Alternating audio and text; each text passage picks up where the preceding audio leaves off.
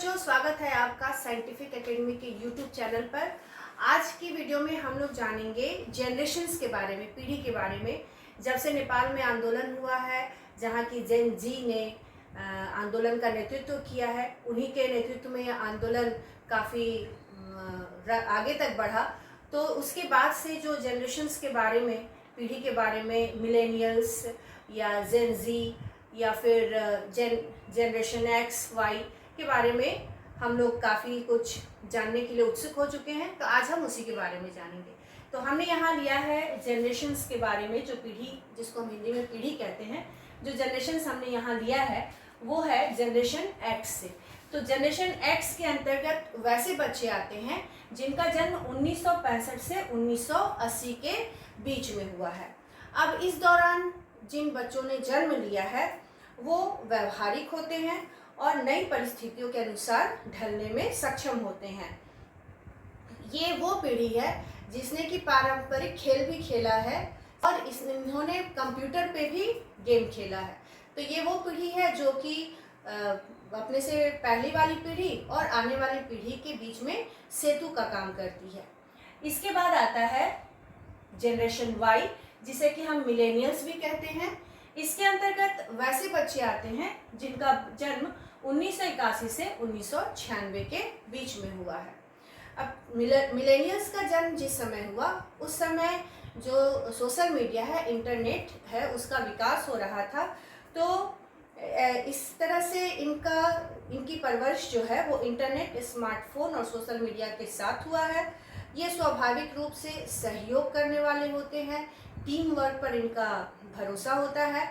और चूँकि इस जनरेशन ने दुनिया का सबसे बड़ा मंदी का दौर देखा है, तो इसलिए ये अपने आर्थिक रूप से अपने आप को मजबूत करने पर विश्वास रखते हैं। मिलेनियल्स के बाद आता है जनरेशन जेड, जिनको जेन जी भी कहा जाता है। जेन जी का जन्म जो है वो इंटरनेट के युग में हुआ, डिजिटल युग में हुआ। तो इंटरनेट और स्मार्टफोन के साथ ये बड़े हुए हैं।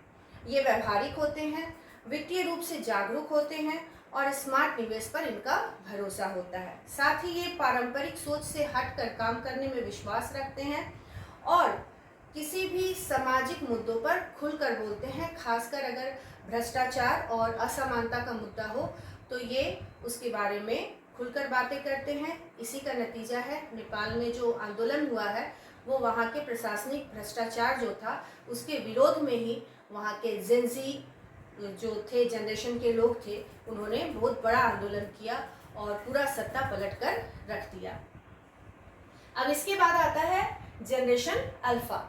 जनरेशन अल्फा के अंतर्गत वैसे बच्चे आएंगे जिनका जन्म 2013 से 2024 के बीच में हुआ। अब ये जनरेशन जो है ये पूरी तरह से डिजिटल युग में पलने और बढ़ने वाले जनरेशन है। ये तकनीकी उपकरणों के उपयोग में माहिर होते हैं। किसी भी तरह का तकनीकी उपकरण हो, टैब हो, स्मार्टफोन हो, लैपटॉप हो, इनको ये आसानी से चला सकते हैं।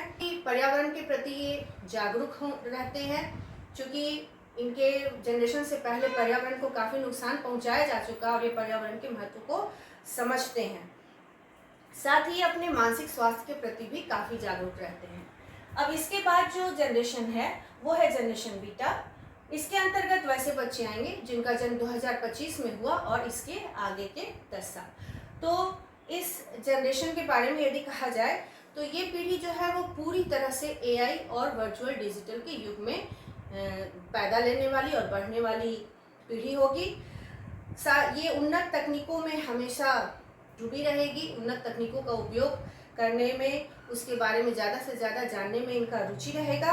और साथ ही ये सामाजिक समस्याओं और पर्यावरण के प्रति भी जागरूक रहेंगे। तो ये अभी तक के जनरेशन्स है उनके बर्थ के ईयर के अनुसार।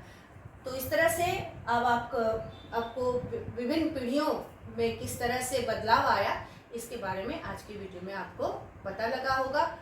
तो आशा है कि आपको जो पीढ़ी या जनरेशन्स गैप की जो हम लोग बात करते हैं वो क्यों करते हैं, कैसे कैसे बदलाव होता है, इसके बारे में अच्छे से समझ में आएगा। फिर हम मिलते हैं अगले वीडियो में।